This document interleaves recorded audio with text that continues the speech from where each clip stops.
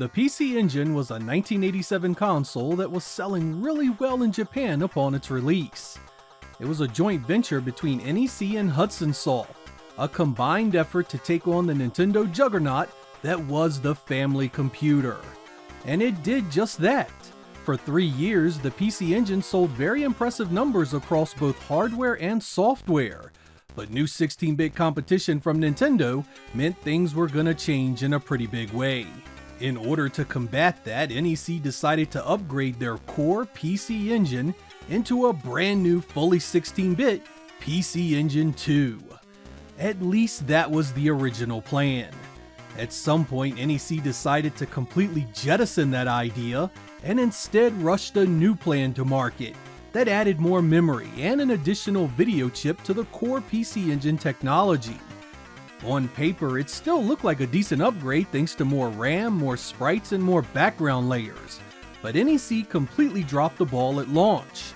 The PC Engine SuperGrafx hit retail shelves in November of 1989 for a whopping $300 and had but a single game available. Battle Ace was that game, and in no way did it show off the additional hardware of the SuperGrafx in any meaningful way. This led to zero consumer interest, poor sales, and no third-party support. To make matters worse, only 2 games were released for the SuperGrafx in 1990, and then only 2 more in 1991. That's right, only 5 dedicated SuperGrafx titles made their way out to retail in total, and NEC pulled the plug on the platform completely before 1991 ended. Over the years, this has led to all kinds of questions about the device. What was the point? Why did NEC not push it harder? And perhaps most important of all, could anything have been done differently that led to success? In this episode, we will tackle that very subject and try and save the SuperGrafx. We have our work cut out for us, so let's get started.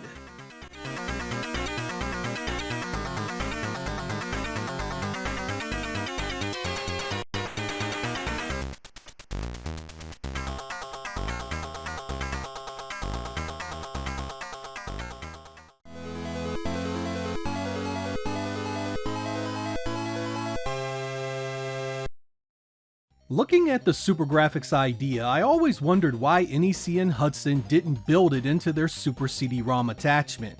The original Super CD-ROM was released in late 1991, and it would have been the perfect vehicle for an additional graphics chip like the one in the SuperGrafx.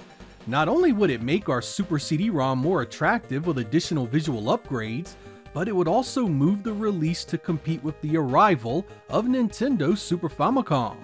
That was my initial plan in approaching this topic. The original card-based SuperGrafx would have become the SuperGrafx CD-ROM, and it would have been released in late 1990. After some thought, however, I realized this likely would have made the device a little too expensive for an add-on, so we are instead moving the idea over and merging it with the PC Engine Duo from 1991.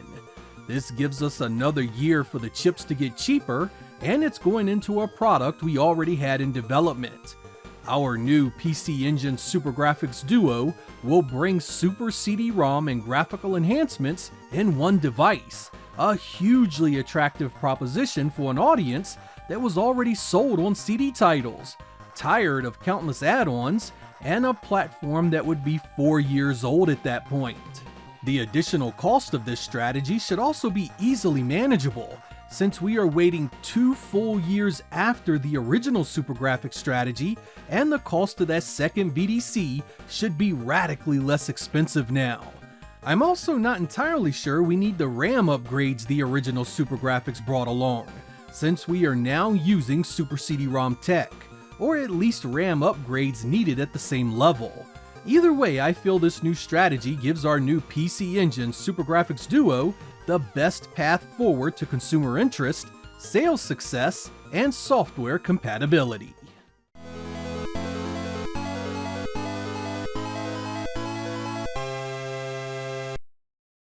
I feel with the coming of a new, more powerful version of our hardware, we need a controller to match its majesty. The original PC Engine controller was designed to compete with the Nintendo Famicom in 1987. Now that it's 1991, we have a lot more to worry about.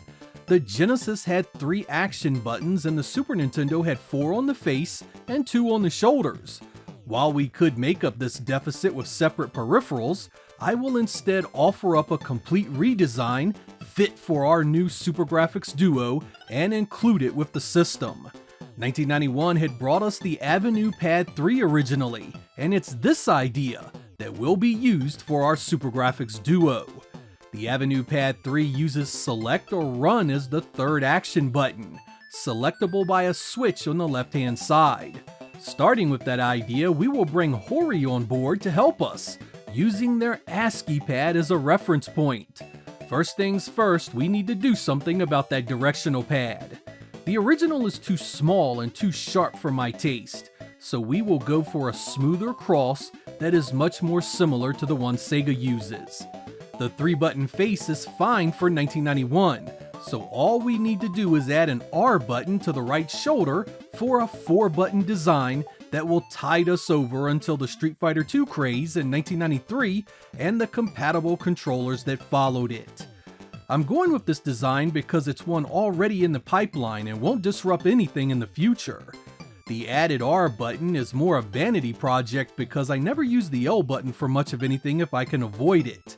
It basically allows me to gain an additional button without any major circuitry changes, which should keep the cost way down.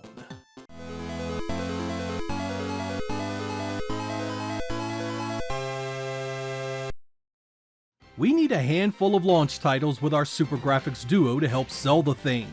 It's a no-brainer we keep Daimakai Mora in the pipeline. I mean, it was a great showpiece and I still think it will do well on our Duo, especially as a CD product with a grade A soundtrack, some additional cinematics, and maybe an exclusive level or 2. We also need to bring to market Strider, which was such a missed opportunity for the original SuperGrafx. In 1991, this game still carries weight as one hell of an action title, and done right, there is no reason the SuperGrafx Duo can't do an impressive version. Again, add in some CD extras and upgrades, we should be able to provide consumers with a product that beats out the Genesis port, or at the very least is competitive. I also want to chase a game that I think will really show off our new hardware capabilities. Not just the Super CD-ROM, but the extra sprites as well. In 1991, Konami started supporting the PC Engine with a number of high-profile releases. This relationship must be cultivated and strengthened because we need a SuperGrafx Duo conversion of the arcade hit Teenage Mutant Ninja Turtles. This game was insanely popular, and I think it could be the killer app we need in the US and beyond to really push our message that our new console is a force to be reckoned with. I believe with our strong color palette, the power of the Super CD-ROM, and our sprite pushing capabilities, we can get a very competent port. Even if we need to bankroll much of its development and help with the publishing duties, this is a move I think will shake up our fortunes. Our final ace in the hole is working diligently to upgrade Bonk's Revenge to take advantage of our new Duo hardware. I don't mind a vanilla PC Engine card release, but our SuperGrafx Duo edition needs more enemies, larger bosses, more special effects, and more happening in the backgrounds. With all of that said, we will also benefit from many of the upcoming releases using the additional horsepower in unique ways.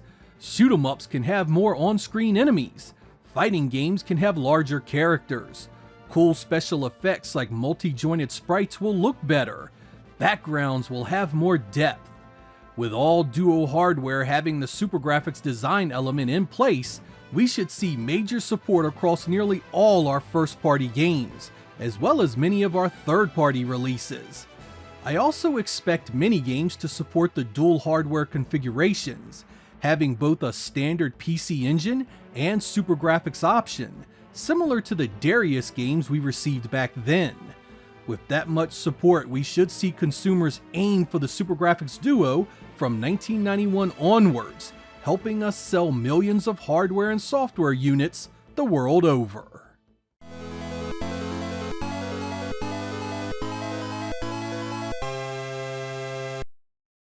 Europe never saw an official widespread release of the PC Engine or TurboGrafx 16.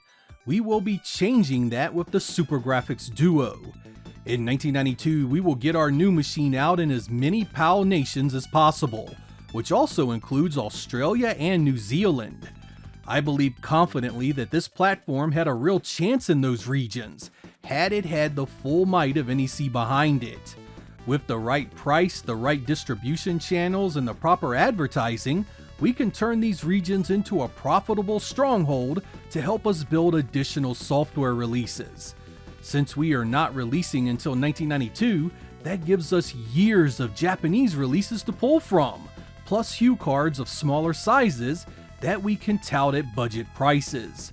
We also can choose the best of the best and stack our European library with only top releases with the potential for the best sales.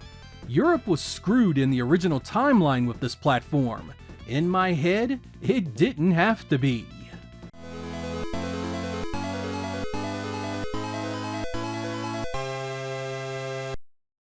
Some of you may be asking, what about the portable NEC products like the Turbo Express? I have no plans for SuperGrafx support with these units. Like the CD games themselves, there will be parts of the library unavailable to these units. Since there will be hue cards with both standard PC Engine and SuperGrafx cross support, there will still be options for these owners.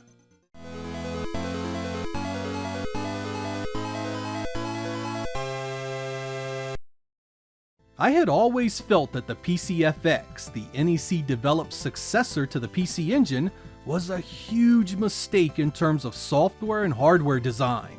Our new SuperGrafx Duo should give us some breathing room to develop a better solution and market that device in 1996.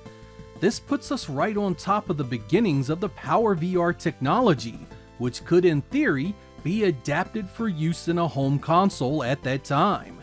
This is a video for another day, but the possibilities are quite interesting.